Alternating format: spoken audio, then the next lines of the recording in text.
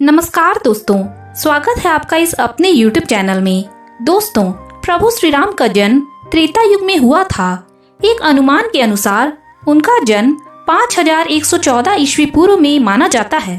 कहते हैं कि जिसने धरती पर जन्म लिया है उसका मरना निश्चित है। भगवान श्री राम ने भी धरती पर मनुष्य के रूप में अवतार लिया था। कई जगहों पर राम जी की मृत्यु या वैकुंठ धाम जाने का अलग अलग वर्णन मिलता है। भगवान राम की मृत्यु के बारे में बहुत सी कथाएं मिलती है। तो आइए दोस्तों जानते हैं उनमें से कुछ कथाओं के बारे में विस्तार से। लेकिन उससे पहले दोस्तों, अगर आपने इस चैनल को अभी तक सब्सक्राइब नहीं किया है तो चैनल को सब्सक्राइब जरूर कर लें और अगर वीडियो अच्छी लगे तो लाइक करना बिल्कुल भी ना भूलें। कहा जाता है कि जब माता सीता को अपने पवित्र होने का प्रामाणिकता सिद्ध करने के लिए कहा गया तो उन्होंने परीक्षा देकर अपने पवित्र होने का प्रमाण दिया।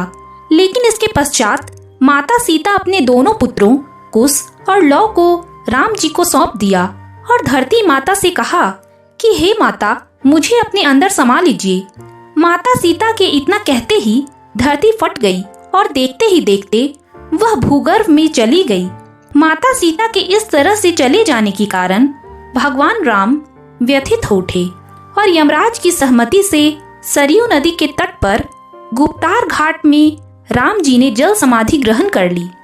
दोस्तों, राम जी की मृत्यु के बारे में एक अन्य कथा भी मिलती है, जिसके अनुसार हनुमान जी की अयोध्या में अनुपस्थिति के समय यमदेव ने नगर में प्रवेश किया और संत का रूप धारण कर वे श्री राम जी के पास उनके महल में गए। संत वेश धारण किए हुए यमराज ने श्री राम से कहा कि हम दोनों के बीच की वार्ता गुप्त रहेगी। वे राम से एकांत में बात करना चाहते थे। यमराज ने राम जी के सामने यह शर्त रखी कि यदि हमारे वार्तालाप करते समय हमारे बीच कोई आया तो द्वारपाल को मृत्यु दंड मिलेगा। भगवान राम ने वचन दे दिया, लेकिन उस समय हनुमान जी वहां उपस्थित नहीं थे, जिसके कारण लक्ष्मण जी को द्वारपाल बनाकर खड़ा किया गया। जिसके बाद यमदेव अपने असली रूप में आ गए और राम जी से कहा, प्रभु, अब आपको अपने लोक लौटना होगा। धरती लोक पर आपका जीवन पूर्ण हो चुका है। अभी वार्तालाप चल ही रही थी कि ऋषि दुर्वासा वहां पधारे और लक्ष्मण से द्वार के भीतर अंदर जाने की हट करने लगे। उन्होंने लक्ष्मण से कहा कि यदि वे उन्हें अंदर नहीं जाने देंगे तो वे श्री राम को श्राप दे देंगे। लक्ष्मण जी दुर्वासा के क्रोध से भली भांति परिचित थे। वे अब दुविधा में आ गए।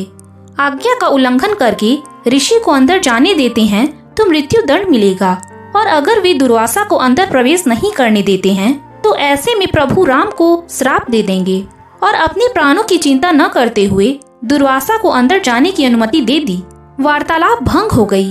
राम जी सोचने लगे कि अब उन्हें अपने प्रिय अनुज लक्ष्मण को मृत्युदंड देना होगा। उन्होंने लक्ष्मण को राज्य निकाला दे दिया, लेकिन लक्ष्मण ने अपने भ्राता के वचन को तोड़ना नहीं चाहते थे। वचन को पूरा करने के लिए उन्होंने सरयू नदी में जल समाधि ले ली। लक्ष्मण के सरयू नदी में जल समाधि लेने से राम जी अत्यंत दुखी हो गए और उन्होंने भी जल समाधि लेने का निर्णय कर लिया। दोस्तों, माना जाता है कि जब राम जी ने सरयू नदी में जल समाधि ली तो उस समय हनुमान, जामवंत, सुग्रीव, भरत, शत्रुघ्न आदि सभी लोग उनके साथ वहीं पर उपस्थित थे। तो दोस्तों, राम जी की मृत्यु से जुड़ी ये अद्भुत जानकारी आपको कैसी लगी? कमेंट बॉक्स में जरूर बताएं। धन्यवाद।